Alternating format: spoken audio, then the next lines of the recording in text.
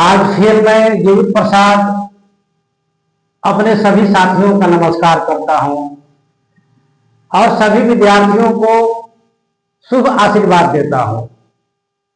आइए आज मैं आप लोगों को परफेक्ट पार्टिसिपल के बारे में बतलाने जा रहा हूं। यह वीडियो बहुत ही लाभदायक है। आप लोग इस वीडियो को अंत तक देखिएगा और समझिएगा। इसके पहले मैंने प्रेजेंट पार्टिसिपल और पास्ट पार्टिसिपल के बारे में बतलाया है, जो कि प्रीवियस वीडियो में आप लोगों को देखने को मिल जाएगा। आइए आज हम लोग परफेक्ट पार्टिसिपल के बारे में समझते हैं। परफेक्ट पार्टिसिपल, इसको मैंने ब्रैकेट में लिखा है पूर्ण कृदंत। ये जो कृदंत होता है, किसी धातु के अंत में जो प्रत्यय लगा रहता है उसी को हम लोग कृदंत कहते हैं। और इसमें जो क्रिया होती है पूर्ण रूप से समाप्त हुई रहती है। जैसे कि यहां पर मैंने लिखा है कि जब दो क्रियाएं होती है और उन दोनों क्रियाओं के बीच समय का अंतराल होता है। मानकर चलिए कि जब एक ही व्यक्ति है और दो काम कर रहा है और एक काम पूर्ण रूप से समाप्त कर लेता है और उसके बाद दूसरा काम करना शुरू करता है, यानी कि पूर्ण रूप से समाप्त होने के बाद जब कोई व्यक्ति दूसरा काम करना शुरू करता है तो उस प्रकार के हिंदी के वाक्यों में जो समय का अंतराल होता है उसके लिए हम लोग जब इंग्लिश में ट्रांसलेट करते हैं तो परफेक्ट पार्टिसिपल का हम लोग प्रयोग करते हैं। परफेक्ट पार्टिसिपल जो होता है हैविंग प्लस वर्ब का थर्ड फॉर्म होता है। एग्जाम्पल्स के लिए मैंने बोर्ड पर लिखा है। यहां पर एक नंबर में देखिए मैंने लिखा है Ram went to market. Ram बाजार गया। और फिर दूसरा सेंटेंस मैंने लिखा he bought his new shirt. उसने अपना नया कमीज खरीदा। तो विचार करने की बात यहां पर है, जब कोई मार्केट में जाएगा तो जाते जाते ही तो सामान नहीं न खरीदेगा जी। बाजार में जाएगा, कभी इधर जाएगा कभी उधर जाएगा, कभी किसी सामान को देखेगा पसंद करेगा तभी तो कोई सामान खरीदेगा। तो इसमें जो लिखा गया है कि Ram went to market, Ram बाजार गया और बाजार जाने के बाद उसने क्या किया, ही बॉट हिज न्यू शर्ट। उसने एक नया कमीज खरीदा, यानी कि कमीज को पसंद किया होगा। तो पसंद करने में तो समय लगा ही होगा। इसका मतलब कि जब दो काम किया तो दोनों काम के बीच समय का अंतराल महसूस हो रहा है, समय का अंतराल प्रतीत हो रहा है। इसलिए जब हम इन दोनों सेंटेंस को एक साथ लिखेंगे तो परफेक्ट पार्टिसिपल का ही प्रयोग करेंगे। आइए देखते हैं किस प्रकार से परफेक्ट पार्टिसिपल का प्रयोग किया जाएगा। राम वेंट टू मार्केट, सबसे पहले हम लोग क्या करेंगे, हैविंग का प्रयोग करेंगे। हैविंग, हैविंग के बाद जो पहला सेंटेंस में वर्ब है उसको थर्ड फॉर्म में लिखेंगे। यहां तो वेंट सेकंड फॉर्म में है तो थर्ड फॉर्म इसका होता है गॉन। Having gone. अब इसके बाद टू मार्केट,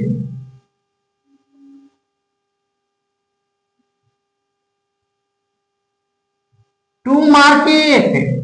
इसके बाद कमा का प्रयोग करेंगे, कमा देंगे और उसके बाद यहां पर देखिए ही बॉट हिज न्यू शर्ट, इसको जेम का टेम लिख देंगे।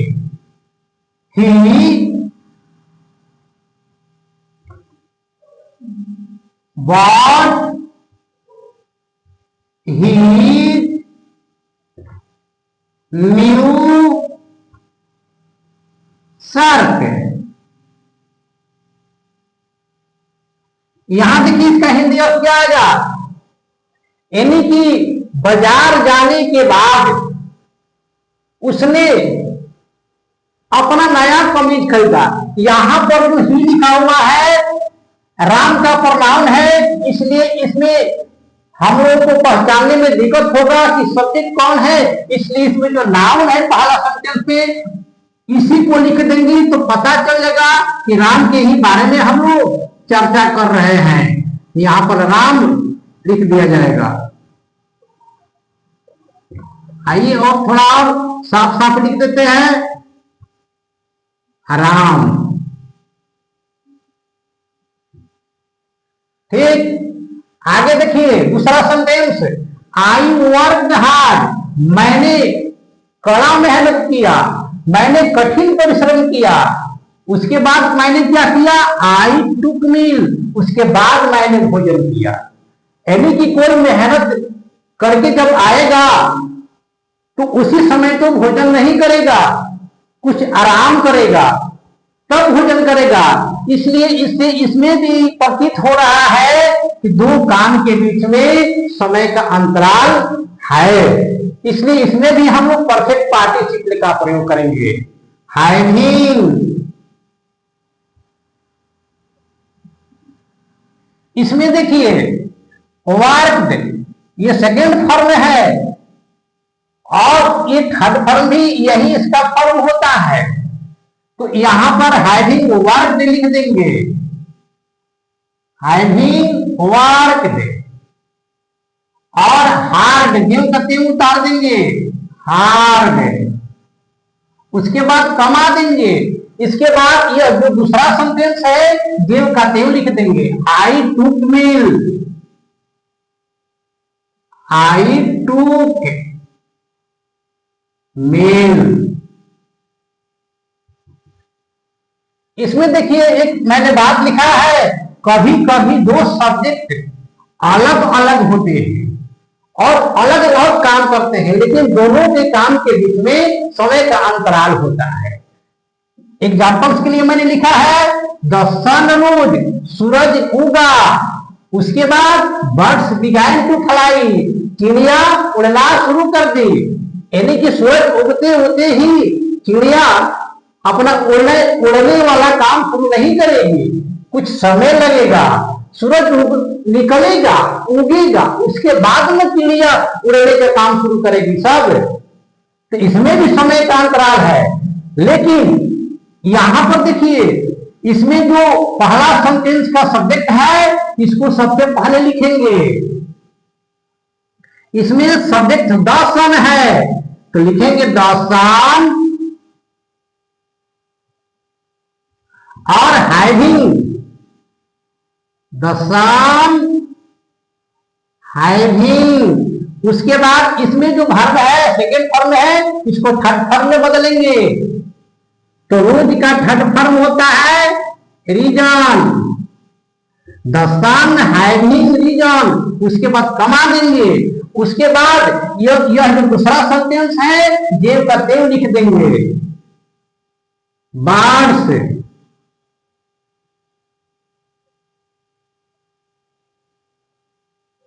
began to fly। यहां पर देखिए इसका हिंदी अर्थ, सूरज के उगने के बाद चिड़िया उड़ना शुरू कर दी।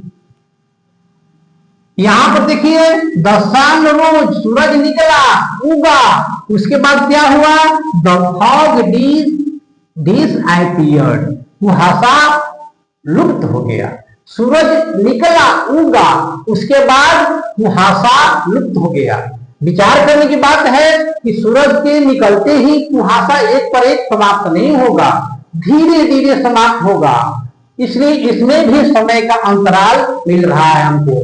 तो इसी टाइप से भी इसको हम लोग बनाएंगे। पहला इसमें सब्जेक्ट है द सन, लिखेंगे द सन।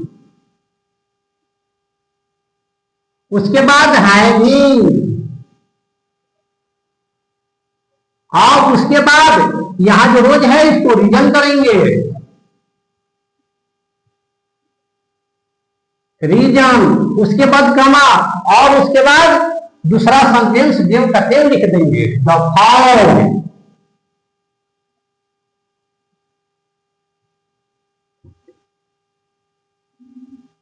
डिसअपियर्ड,